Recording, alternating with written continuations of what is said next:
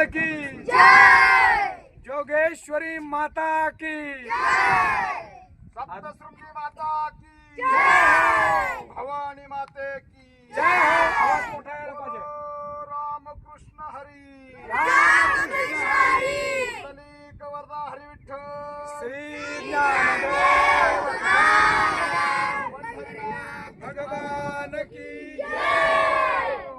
विश्वगुरु निवृत्तीनाथ महाराज की त्र्यंबकेश्वर भगवान की प्रभु रामचंद्र भगवान की हा मुलांनो, आज आपल्या बाल संस्कार शिबिर अर्थात युवा वारकरी निर्माण कार्यशाळेचा 5वा दिवस आहे. आणि आतापर्यंत आपण जिल्हा परिषदच्या शाळेमध्ये वेगवेगळं प्रशिक्षण घेतलं, पण आज आपण खुल्या आकाशाखाली आलोय.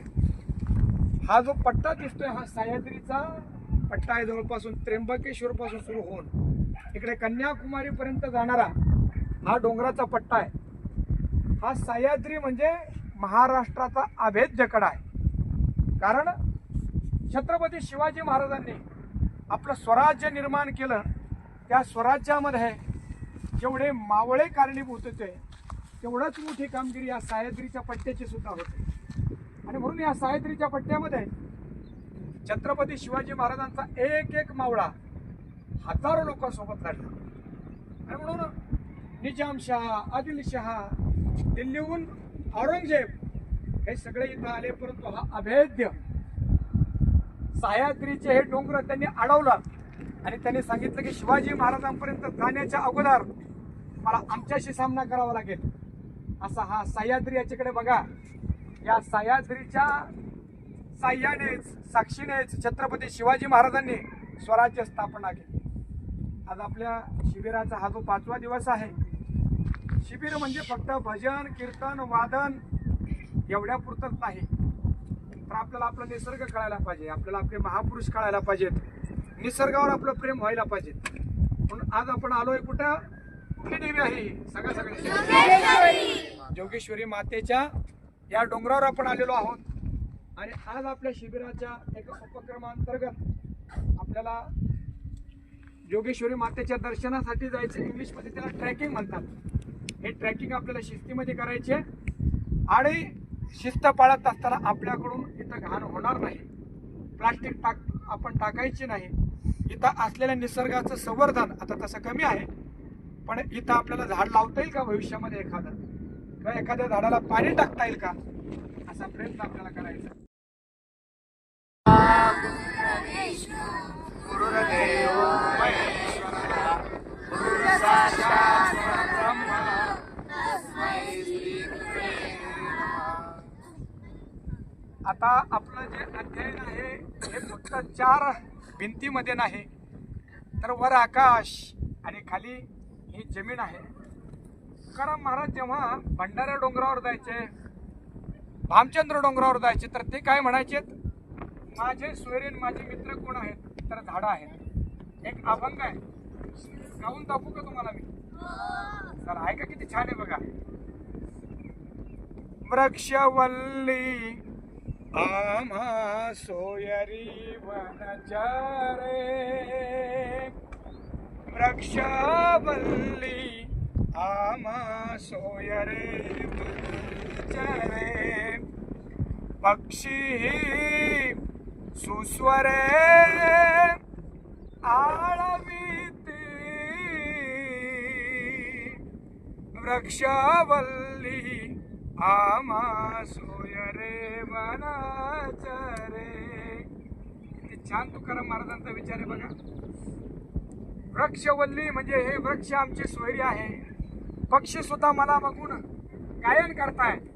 आकाश मंडप पृथ्वी आसन, माझ्यासाठी आकाशाने मंडप घातलाय आणि पृथ्वी माझ्यासाठी आसन झालंय. आणि रमे तेथे मन क्रीडा करू, जसा मी जोगेश्वरी मातेच्या सान्निध्यात रमतोय ना, तसे मला रमले होते. तुका म्हणे होय मनाशी संवाद, आपुलाची वाद आपणाशी. वारा संवाद करतोय, आकाश संवाद करताय. आणि बघा ना किती चांगली वाऱ्याची झुळूक आली आहे, सगळ्यांचे केस उडताय. आनंद वाटतोय की नाही? सगळं जग एका आवाजात सगळं जग वैशाख बनव्याने तापून गेलंय ना, आपण मात्र आनंद घेतोय की नाही? वा.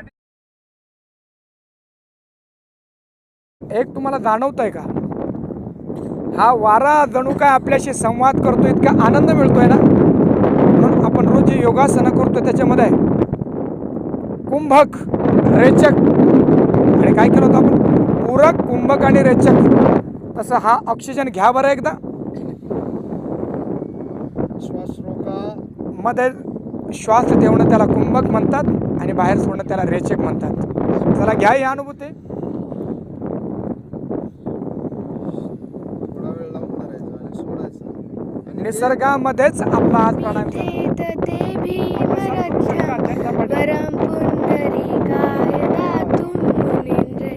समागत्य तिष्ठं तमानन्दकन्दं ब्रह्मलिंगं भजे पांडुरंगं. टाळ्या म्हणून दाखवणार आहे. शिबिरामध्ये प्रकर्षाने जाणवलं की मुलं आणि मुली आहेत, पण मुलींच्या ठिकाणी स्वाभाविक एक समर्पणाची वृत्ती, हुशारी, शहाणपण सहजच आहे. आणि म्हणून समाजामध्ये सगळेच कामं पोरांना डोळ्यापुढे ठेवून करतात. परंतु मला असं वाटतं की मुलींना डोळ्यापुढे ठेवून जर काम केलं तर अधिक काम घडू शकतं. कारण मुलांकडं आपण जर पाहिलं तर आहेत मुलं चांगलेच आहेत, परंतु मुली एवढे चांगले नाहीत. ते मुलींना सांगावं लागत नाही जास्त, एकदा जरी सांगितलं तर त्यांना कळतं आहे. आणि मी नक्की सांगतो की या शिबिरामध्ये जास्तीत जास्त फायदा मुलांपेक्षा मुलींना जास्त होतो. त्याचं कारण असं आहे, त्याच्यामध्ये लबाडी नाही आहे, अति हुशारी नाही आहे, त्या एकदम प्रामाणिक आहेत आणि त्याच्यामुळं त्यांचे श्लोक पाठ झाले आहेत. त्यांना या शिबिराचा खूप चांगला उपयोग होतो आहे. वैष्णवीकडून आपण आता अभंग ऐकूया. रुक्मिणी राणी देते गंगेचं पाणी, रुक्मिणी राणी देते गंगेचं पाणी, पाणी निर्मळ देवा पाणी निर्मळ, उठाना देवा सकाळ झाली कराना अंघोळ. जरा आळशी झाला ना, उठतच नाही तो 8 वाजेपर्यंत. म्हणून रुक्मिणी म्हणते देवा उठा, गंगाळभर पाणी ठेवलंय, आंघोळ करून घ्या, अशी रुक्मिणी म्हणते.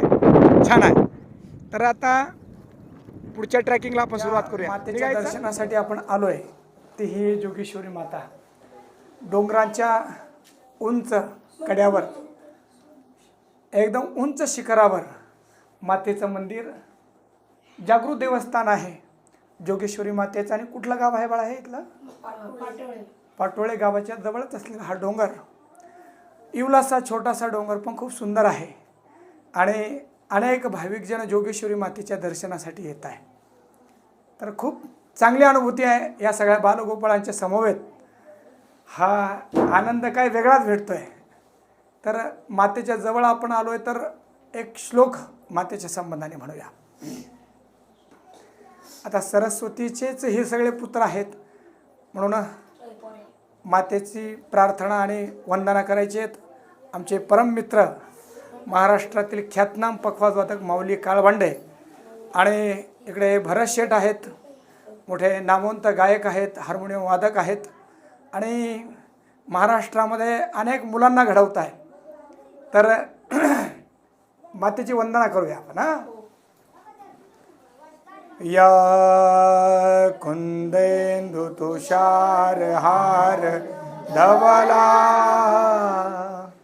या शुभ्र वस्त्रावृता, या वीणावर दंड मंडित करा, या श्वेत पद्मासना, या ब्रह्माच्युत शंकर प्रभृतिभिर देवै सदा वंदिता, सा मां पातु सरस्वती भगवती निशेष जाड्यापहा, निशेष जाड्यापहा. याचा काय अर्थ? हे भगवती, हे माते, माझ्या बुद्धीमध्ये जो जडपणा आलेला आहे, जो आळस आलेला आहे, जे मांद्य आलेला आहे, हे माते माझी बुद्धी शुद्ध कर. जर माझी बुद्धी शुद्ध राहिली तर जगातलं सगळं काही मला मिळेल.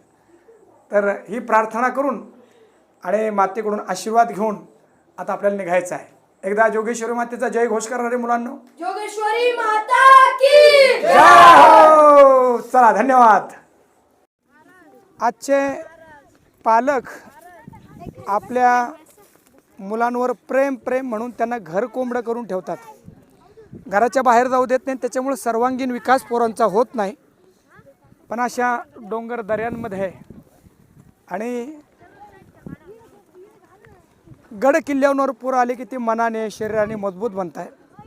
म्हणून या शिबिराच्या माध्यमातून या मुलांना या आपल्या गडांचाही आनंद घेता यावा, या गडांचंही महत्त्व कळावं आणि देह मन बुद्धी सगळंच त्यांचं मजबूत बनावं. म्हणून आज